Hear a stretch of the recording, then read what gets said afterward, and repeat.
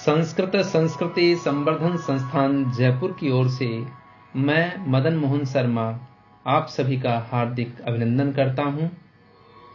श्री गुरुचरण कमलेभ्यो नमः।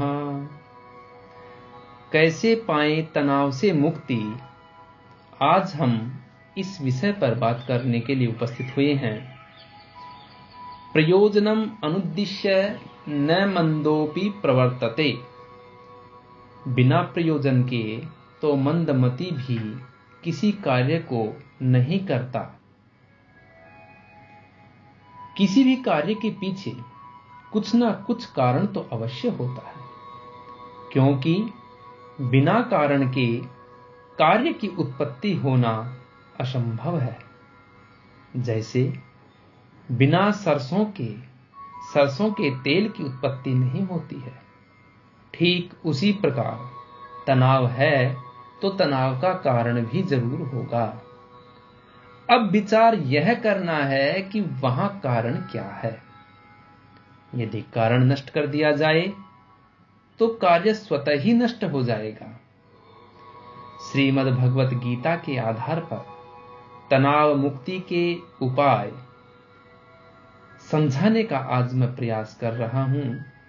श्रीमद् भगवत गीता के आधार पर तनाव मुक्ति के क्या उपाय हो सकते हैं, आज हम इस विषय पर विचार कर रहे हैं। मेरी मान्यता के अनुसार गीता में तनाव का मुख्य कारण व्यर्थ की कामनाओं को माना जाता है। श्रीमद् भगवत गीता में भगवान श्री कृष्ण ने कहा है कि ध्यायतो विषयान् पुंसः संगस्तेषुपजायते संगात् संजायते कामः कामात् क्रोधोऽभिजायते क्रोधात् भवति सम्मोहः सम्मोहात् स्मृतिविभ्रमः स्मृतिभ्रंशात् बुद्धिनाशो बुद्धिनाशात् प्रणश्यति।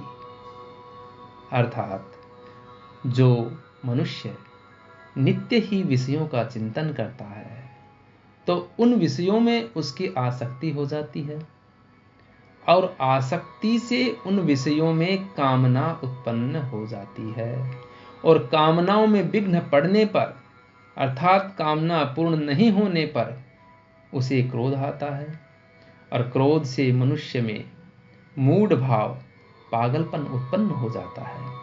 उस मूढ़ भाव से स्मृति में विभ्रम हो जाता है। स्मृति में विभ्रम हो जाने से बुद्धि ज्ञान शक्ति का नाश हो जाता है, और बुद्धि का नाश हो जाने से मनुष्य अपनी वास्तविक स्थिति से गिर जाता है, उसका अधोपतन हो जाता है। उपर्युक्त सोपानों से गुजरे हुए मनुष्य को ही चिकित्सा विज्ञान तनावग्रस्त कहकर संबोधित करता है। अतः हमें विषयों की आसक्ति छोड़ देनी चाहिए, परंतु मनुष्य के लिए यह भी दुष्कर है। अतः गीता में ही इसका उपाय भी बताया गया है। राग द्वेष वियुक्तैस्तु विषयान् इंद्रियैश्चरन् आत्मवश्यैर्विधेयात्मा प्रसादम अधिगच्छति। अपने अधीन किए हुए अंतःकरण वाला साधक मनुष्य अपने वश में की हुई राग द्वेष से रहित इंद्रियों द्वारा विषयों में विचरण करता हुआ भी अंतःकरण की प्रसन्नता को प्राप्त होता है, और अंतःकरण की प्रसन्नता होने पर तनाव किसी भी परिस्थिति में पैदा हो ही नहीं सकता, और प्रसन्न चित्त मनुष्य की बुद्धि स्थिर होती है, और स्थिर बुद्धि वाले मनुष्य सदा शांत स्वभाव के होते हैं, और अस्थिर स्वभाव वाले ही अशांति तनाव को प्राप्त होते हैं। मनुष्य तनावग्रस्त कभी भी किसी बाह्य कारणों से नहीं होता है, अपितु अंतःकरण से ही वह तनावग्रस्त होता है। मनुष्य चाहे तो स्वयं को सदा ही तनाव अवसाद से मुक्त रख सकता है, क्योंकि शांति की खोज में अशांत रहता है और वह शांति तो उसके स्वयं के अंदर होती है, और वह शांति तो उसके स्वयं के अंदर होती है। जो इसे पहचान लेता है वह स्वयं का हितैषी होता है, वह जो नहीं पहचानता है वह स्वयं का ही शत्रु होता है। ऐसा भी गीता में भगवान श्री कृष्ण ने कहा है। भगवान ने कहा है, उद्धरेदात्मनात्मानं नात्मानम् अवसादये आत्मैव ह्यात्मनो बन्धुरात्मैव रिपुरात्मनः। अपने द्वारा अपना संसार सागर से उद्धार करें, अपने को अधोगति में न डालें, क्योंकि यह मनुष्य स्वयं ही स्वयं का मित्र है और स्वयं ही स्वयं का शत्रु है।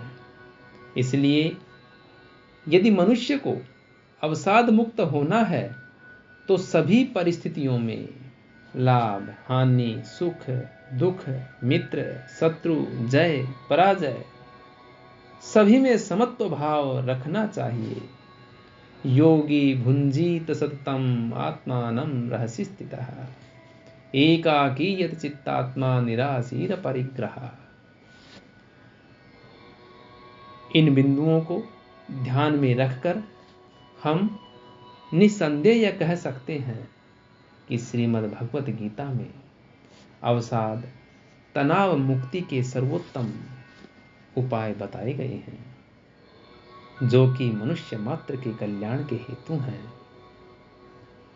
हम फिर मिलेंगे एक नए विषय के साथ में। तब तक के लिए आप सभी को नमस्कार।